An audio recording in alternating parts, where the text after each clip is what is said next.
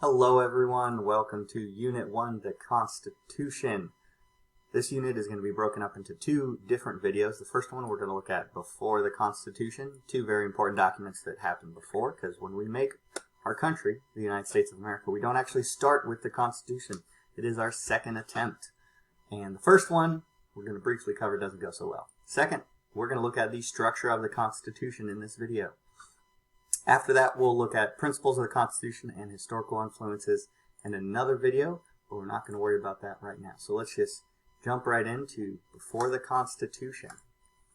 Before the Constitution, we had two important documents: the Declaration of Independence, which you've probably heard of, and the Articles of Confederation, which hopefully you have heard of.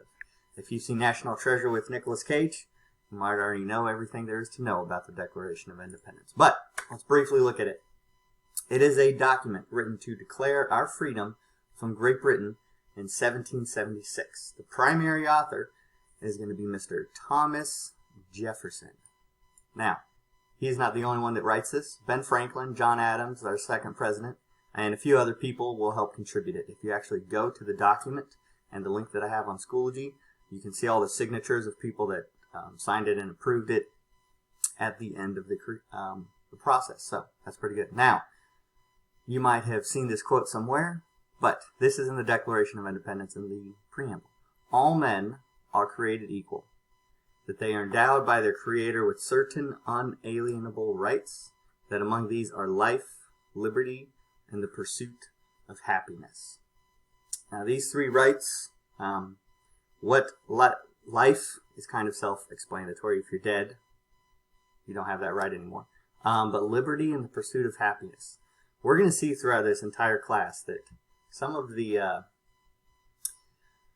sometimes they are purposefully vague almost, because it allows us to be able to look at it and continue to modify it as we need it even years later. Just look into what does the pursuit of happiness actually mean for people, what does liberty mean, but this is just the Declaration of Independence. This is them going up against Great Britain and saying, we don't approve of it, and we're not going to get into the whole thing because this is in history class, but unalienable rights. What's this mean is that nobody can take them away. Nobody should be able to take away your life as long as you're an upstanding citizen, your liberty as long as you're an upstanding citizen, and the pursuit of happiness. Those should be there for you. Now, I got a few questions, and you can answer these on Schoology. You should be able to answer a couple of these pretty quickly, but the other two you should go into the Declaration of Independence and try to find the answers. So I'm not going to give you the answers right now. But who gives us our rights, according to Jefferson? Who can take our rights away? Why do governments exist? And if the government fails, what can the people do? That is a question that a lot of people like to try to answer, and sometimes it's easier than others. So now let's briefly look at the Articles of Confederation. What are they? Why did they fail?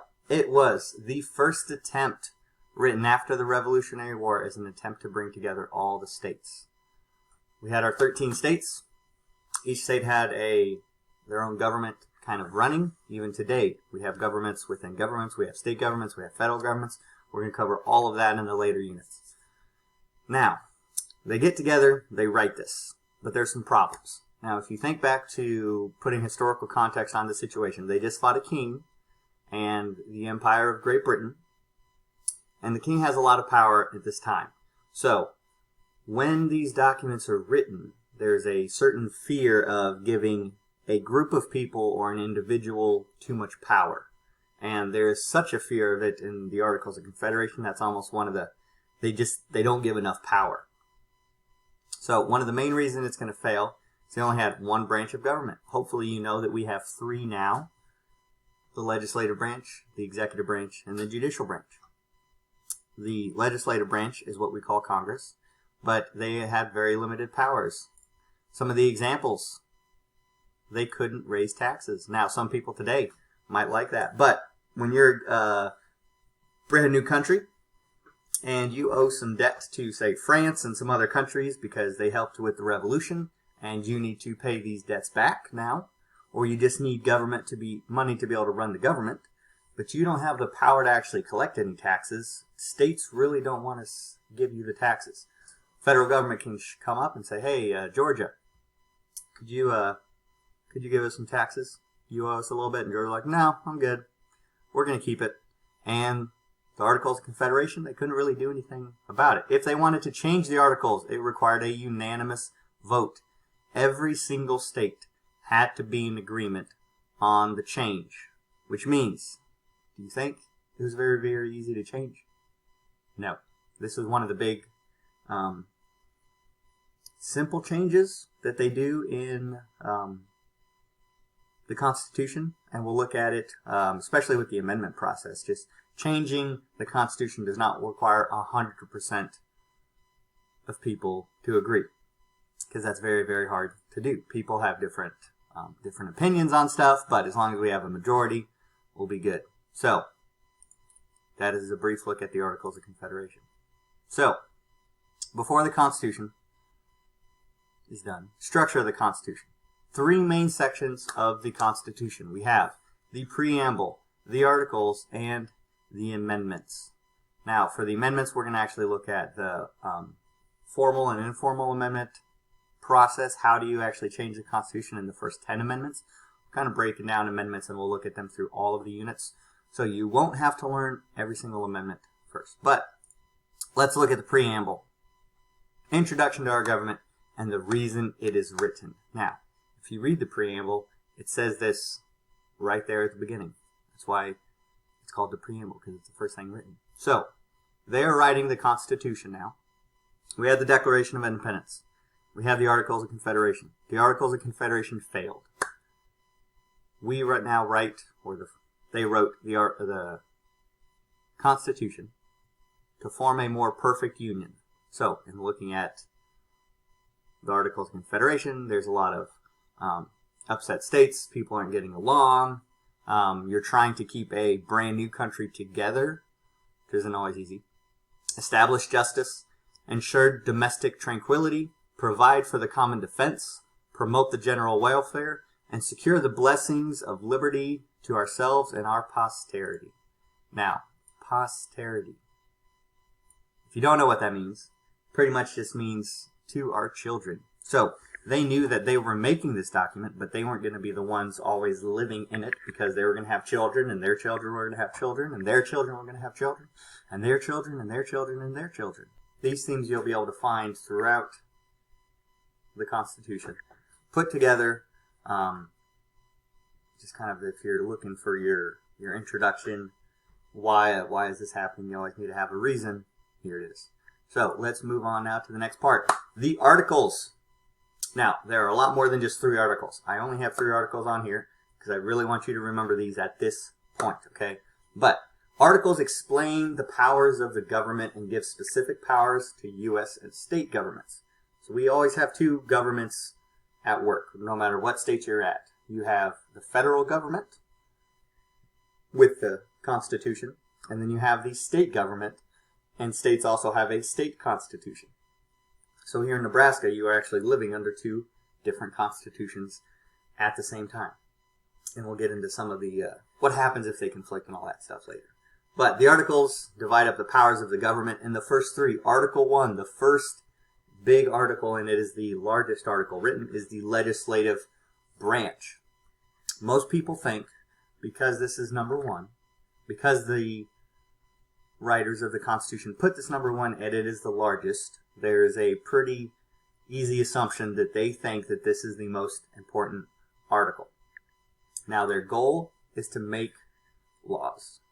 And we will go through the whole process. Article 1, the legislative branch, is actually going to be covered in Unit 3, the executive branch, Unit 4, and the judicial branch, Unit 5. So we're not really going to go in a lot of detail into these right now, but, well, that's mainly because they're all coming up. But these are very specific powers, the limitations, what they can do, what they can't do, all of that is put into the articles. The judicial branch actually has a pretty short article, but we'll be getting in and reading those, and some of the homework on Schoology will require you to dive in. I don't have the other articles mentioned on here because we're going to dive into that on some of the homework stuff. The Articles. Divisions of power within the Articles of the Constitution. Now these three themes, vocab words, terms, they show up within the Constitution. So we start with federalism. Both the national government and the states have powers assigned by Congress. You're going to see this word federalism pop up multiple times. Whenever it does, hopefully you understand that it is a working power between the federal government and the state government. They have to work together for this. Each state, all 50, have to be able to have their local government work with the national government. Sometimes there's conflicting powers. We'll continue to break these all down later on. Now another thing, separation of powers. When they made the Constitution, they didn't want all the powers to be in one spot. They didn't want a king to be able to rise up, or a dictator, somebody to just take all of the power. So we have 3 branches of government now.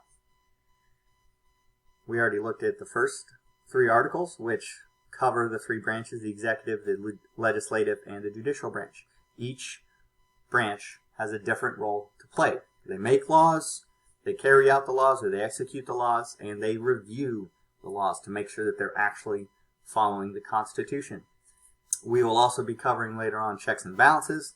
Just because you have powers separate, if Congress, they make laws, if they start to make laws that don't follow the Constitution, what happens? If the executive branch starts to carry out laws and takes them to the extreme, what happens? What about the judicial branch? If they start reviewing laws or turning over stuff, I'm like, wait.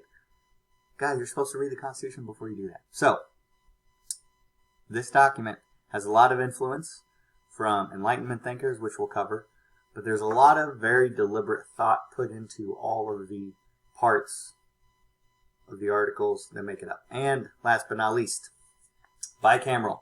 Our legislative branch is split into 2 houses, the U.S. Senate and the U.S. House of Representatives. Now, I'm kind of getting ahead right now, but if you cross out bicameral and write unicameral, that is what Nebraska has. We're going to cover that in Unit 3 as well, but we have a 1-house legislative branch instead of a 2-house. Maybe I shouldn't have told you that already, but we'll get into all of that. So, learn these terms, know what they mean, be able to recognize them. And moving on. Other articles that I want you to briefly know. Article 4, Section 1, Full Faith and Credit Clause. States must recognize laws and judicial proceedings in other states.